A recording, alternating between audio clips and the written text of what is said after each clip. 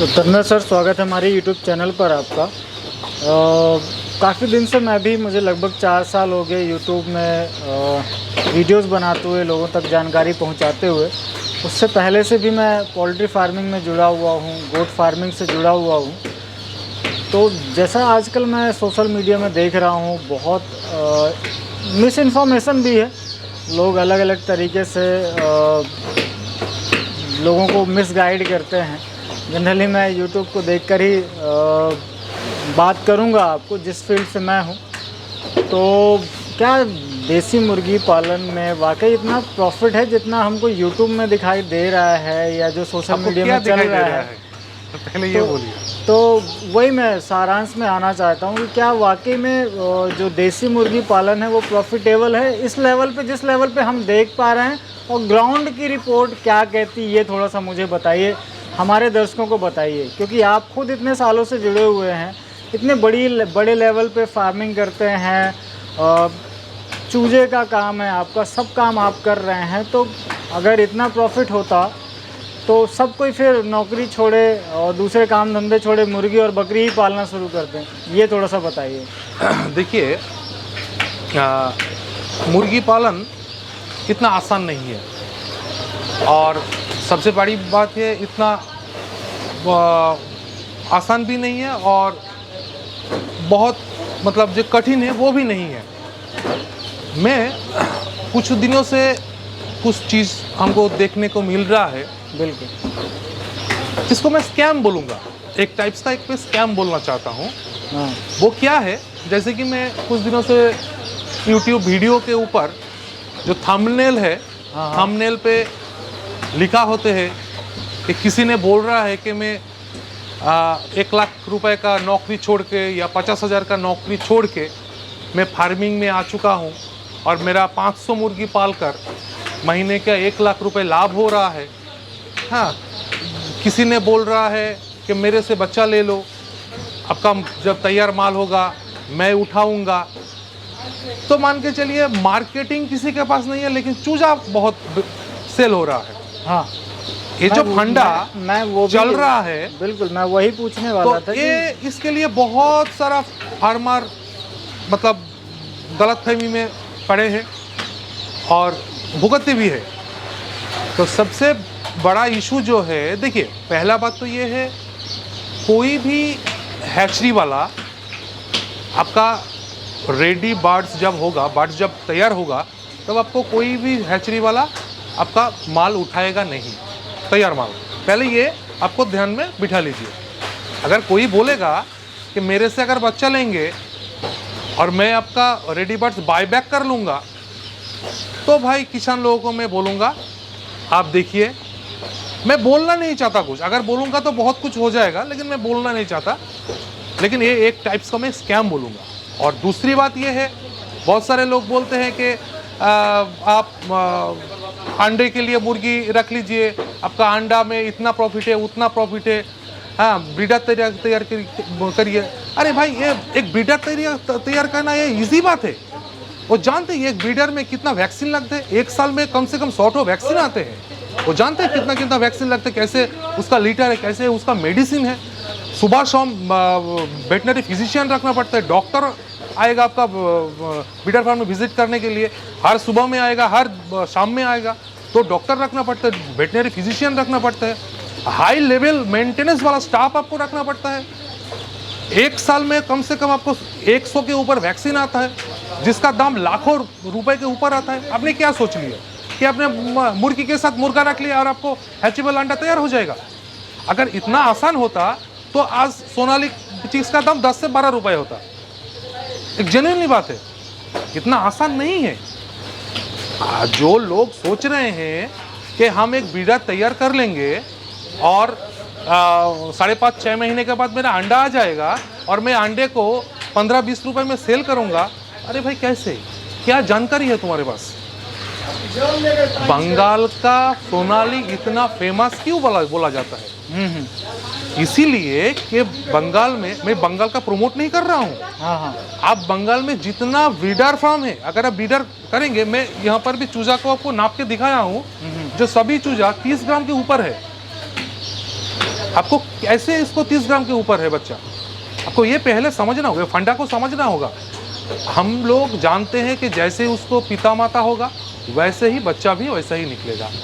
देखिएगा बंगाल के बाहर बहुत सारा जगह ब्रीडर है, लेकिन उस ब्रीडर को अगर आप विजिट करेंगे तो देखेंगे मुर्गी में किसी का पूंछ नहीं है, किसी का माथे का बाल नहीं है, किसी का पीठ का बाल नहीं है। तो फार्मर को जाकर पूछे कि भाई तुम्हारा ब्रीडर का ये हाल क्यों, पूंछ का बाल क्यों नहीं है, पीठ का बाल, वो नहीं जानते क्योंकि उनके पास कोई जानकारी ही नहीं है। वो समझते हैं कि मुर्गी के साथ मुर्गा रखने से जो इंटीमेट होगा मुर्गा मुर्गी, उसमें से जो अंडा निकलेगा वो फर्टाइल अंडा निकलेगा।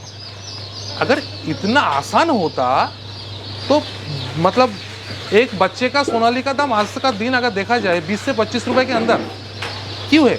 क्योंकि उसको उस अंडे को तैयार करने में खर्च होता है भाई, बहुत खर्च होता है। खर्च से भी ज़्यादा आपको नॉलेज होना चाहिए, आपको प्रॉपर ट्रेनिंग लेना होगा, प्रॉपर डॉक्टर रखना पड़ेगा आपको ब्रीडर तैयार करने के लिए।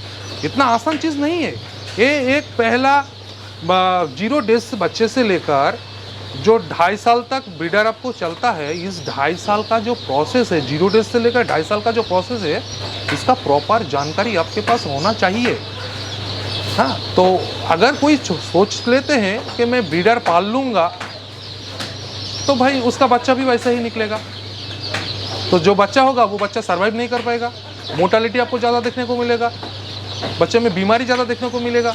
बच्चा बड़ा होने के बाद तरह तरह की उसको बीमारी आ जाएगा। आप जितना वैक्सीन करिए, जितना उसको सही से पालिए, जितना उसको ब्रूडिंग सही कर लीजिए, कुछ से कुछ भी नहीं होगा, आपको बच्चा डैमेज होगा ही होगा।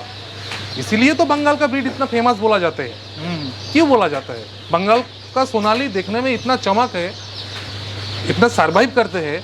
मैं यहाँ से 1200-1800 किलोमीटर तक मैं चूजा चला जाता है यहाँ से ट्रांसपोर्ट होकर, फिर भी बच्चा जाकर तंदुरुस्त है। क्यों है?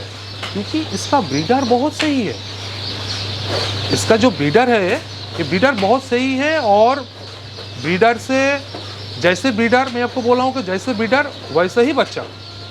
ब्रीडर अगर सही नहीं है तो बच्चा भी सही नहीं होगा। ये पहले अपने दिमाग में बैठा लीजिए।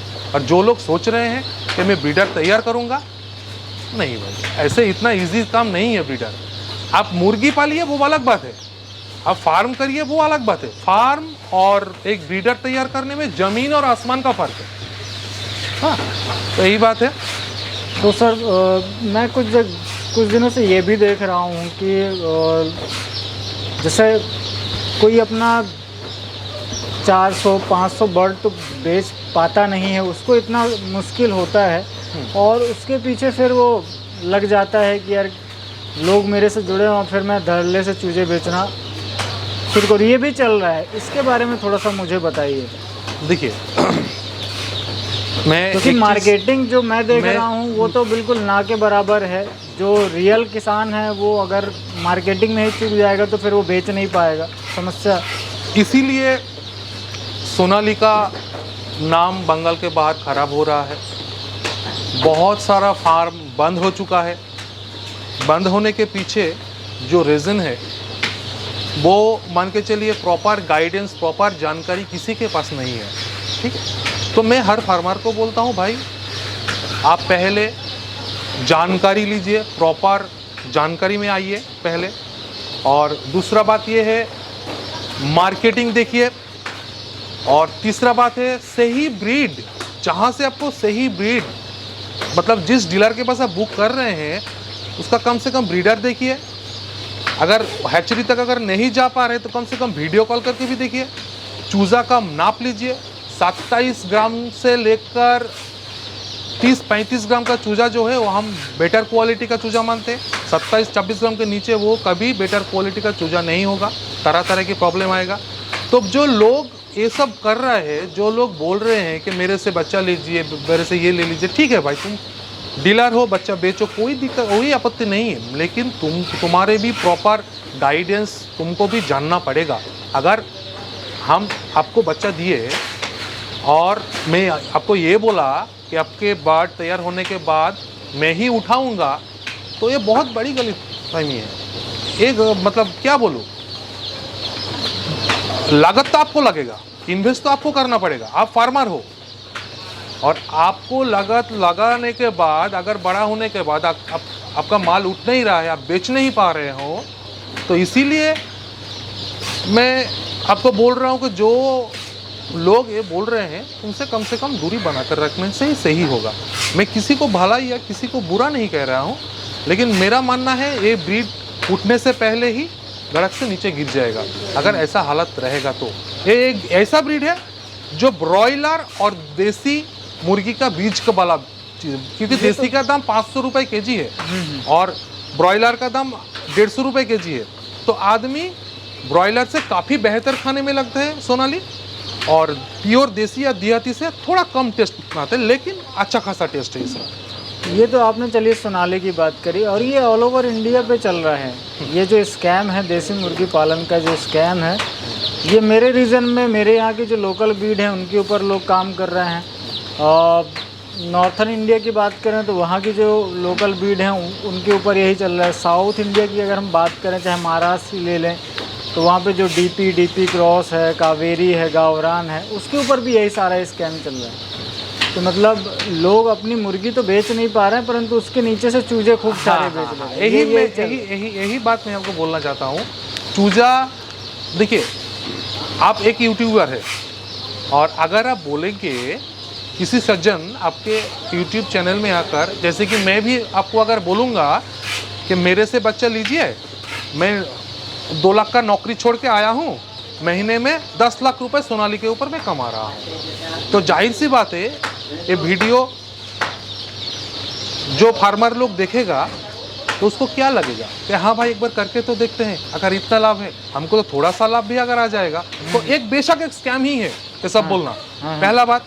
दूसरा बात यह है, तुम्हारे पास कोई जानकारी नहीं है और तुम 200-300 बच्चा लेकर 2-4 ठो वीडियो बनाकर तुम बोल रहे हो ये बच्चा सही है, वो बच्चा सही है, हमसे बच्चा ले लो, ये भी एक स्कैम है। मैं स्कैम ही बोलूँगा ये सबको, ठीक है। तुम तभी आओ मुर्गी के लाइन में, तुम तभी आओ अगर तुम्हारे पास प्रॉपर जानकारी है, तब तुम आओ, नहीं तो मत आओ भाई। बहुत सारा लाइन है प्रोफेशन करने के लिए, बहुत सारा बिजनेस है, बहुत सारा लाइन है, अब तुम उस तरफ से आओ, कोई दिक्कत नहीं है। लेकिन इंसान को गुमराह मत करो, फार्मर को गुमराह मत करो। जो फार्मर ठग रहा है ये सब वीडियो देखकर, सब स्कैम, ये सब स्कैम बंद करना होगा, ये सब बंद करना। हाँ बिल्कुल। अगर आप वाकई काम करना चाहते हैं तो आपको अपनी बेसिक तैयारी जरूरी है, वो आपको पता होनी चाहिए। हाँ, प्रॉपर नॉलेज होना चाहिए, प्रॉपर नॉलेज होना चाहिए। मैं पहले भी बोला हुआ हूँ जो तीनों चीज़ दरकार है। एक है सही ब्रीड का चुनाव, दूसरा है तुम्हारे पास मार्केटिंग, और तीसरा है जानकारी, प्रॉपर जानकारी। ये तीनों चीज़ अगर तुम्हारे पास है तब भाई तुम इस लाइन पे आओ, नहीं तो मत आओ। तुम्हारा जितना भी तुम लागत लगाओगे वो वेस्ट होगा, सब वेस्ट होगा। हाँ।